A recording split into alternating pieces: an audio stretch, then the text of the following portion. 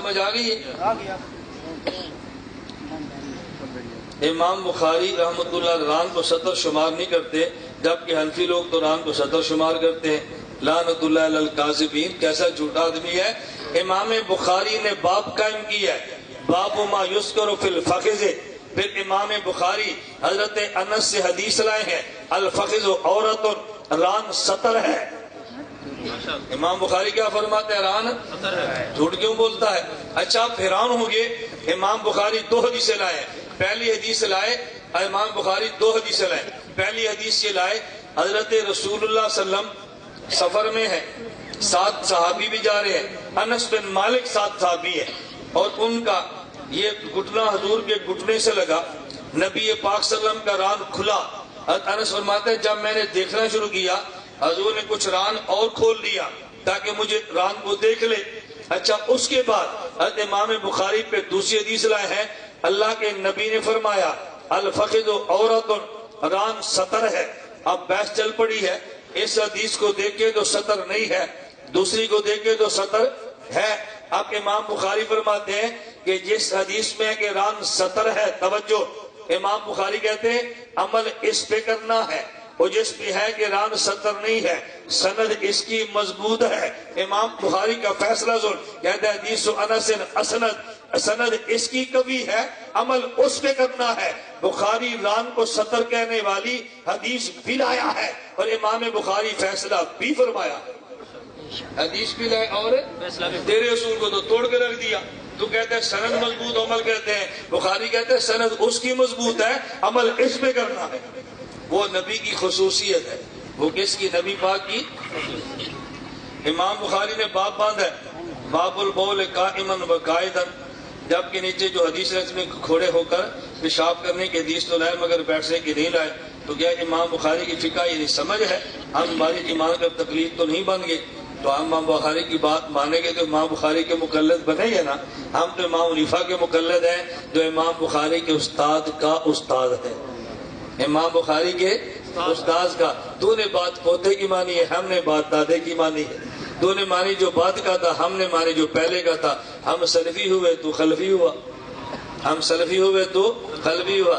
بخاری نے باب قائم کیا پیشاب کھڑے ہو کر کرنے کا، اور 4 حدیثیں لایا کہ پیشاب کھڑے ہو کر کرنا چاہیے۔ تو جب نبی کی سنت ہے، تجھے چاہیے خود بھی کھڑے ہو کر کر، عورتوں کو بھی کھڑے ہو کے کرا، کیونکہ نبی کے طریقے پر سب نے عمل کرنا ہے نا۔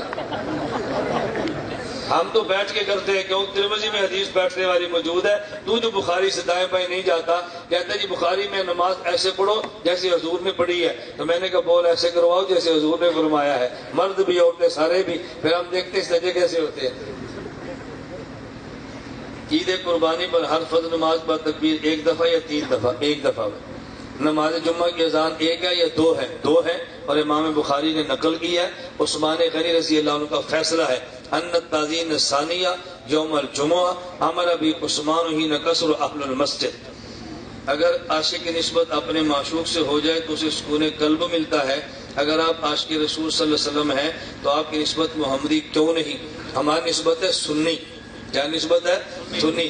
جب حضور کو نبوت کا اعلان نہیں ہوا، محمد تب بھی تھے، لیکن جب نبوت کا اعلان ہوا پھر محمد نہیں، صرف محمد الرسول اللہ ہے۔ صرف محمدی کہیں گے تو شبہ پڑے گا بھئی یہ 40 سال پہلے والے کی بات ہے یا بعد والے کی، اور جب سنی کہیں گے تو طے ہوگا یہ 40 سال پہلے کے نہیں بعد کی بات کرتے۔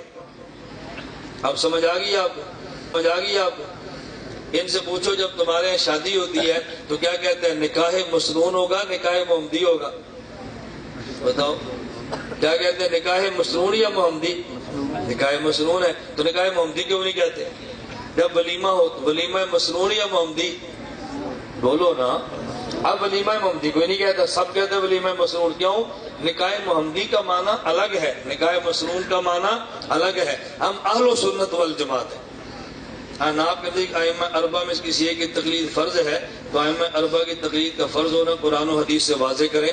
قرآن کریم میں ہے یا ایھا الذین آمنوا اطیعوا اللہ، اے ایمان والو اللہ کی اطاعت کرو، وَأَطِیعُوا الرَّسُولَ، اور اطاعت پیغمبر کی کرو، وَأُولِي الْأَمْرِ مِنْکُم، اور اطاعت فقہا کی کرو، تو جیسے اطیع اللہ فرمایا، جیسے اطیع الرسول فرمایا، ایسے اولی الامر فرمایا۔ اللہ کی اطاعت بھی ضروری ہے، نبی کی اطاعت بھی ضروری ہے، اور فقہا کی اطاعت بھی ضروری ہے۔ ایک ہی آیت میں تینوں کا حکم دیا ہے، ہم نے تینوں کو مانا ہے، تو نے دو کو مان کے ایک کو چھوڑ دیا ہے۔ ہم پورے قرآن والے، تو ادھورے قرآن والے۔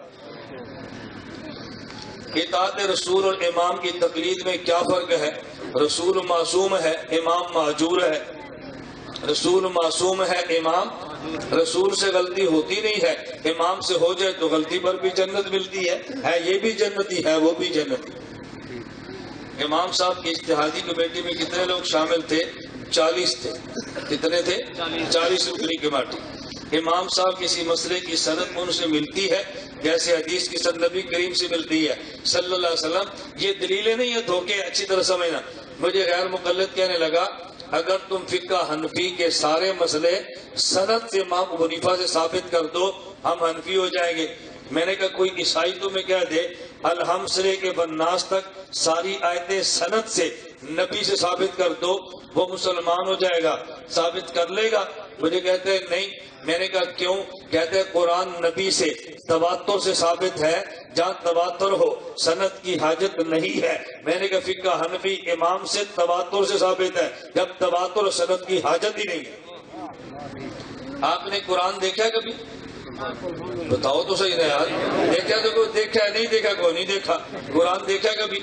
کبھی آج تک کسی قرآن کی شروع میں آپ نے سند دیکھی ہے؟ کیوں؟ بخاری میں سند ہے، قرآن میں سند کیوں نہیں ہے؟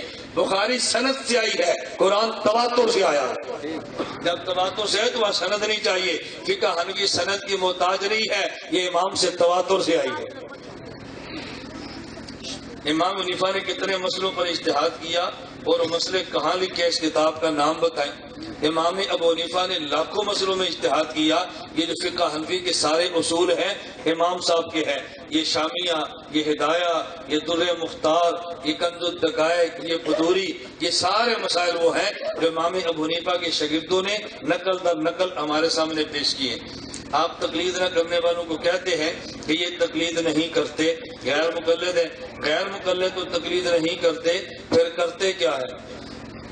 کہتے تقلید نہیں کرتے پھر کرتے کیا ہے؟ میں نے کہا پھر گمراہ ہیں، کبھی ادھر گرتے ہیں کبھی ادھر گرتے ہیں، کچھ بھی نہیں کرتے، تقلید نہیں کرتے، یہ گمراہ ہے۔ ایک آدمی جی کھاتا نہیں کرتا تو کیا کرتا ہے؟ وہ بھوکا رہتا ہے، اور اس نے کیا کرنا؟ صحابہ کرام اماموں سے زیادہ درجہ رکھتے ہیں، کسی صحابی کی تقلید نہ ہوئی پھر امام کی تقلید کیسے؟ بہت غلط، جاہل آدمی ہے۔ صحابی کی تقلید کیوں نہیں ہوئی؟ صحیح بخاری میں روایتیں موجود ہیں کہ صحابہ کی تقلید ہوئی ہے۔ حضرت ابو موسیٰ اشعری صحابی ہے، عبداللہ بن مسعود رضی اللہ عنہ صحابی ہے۔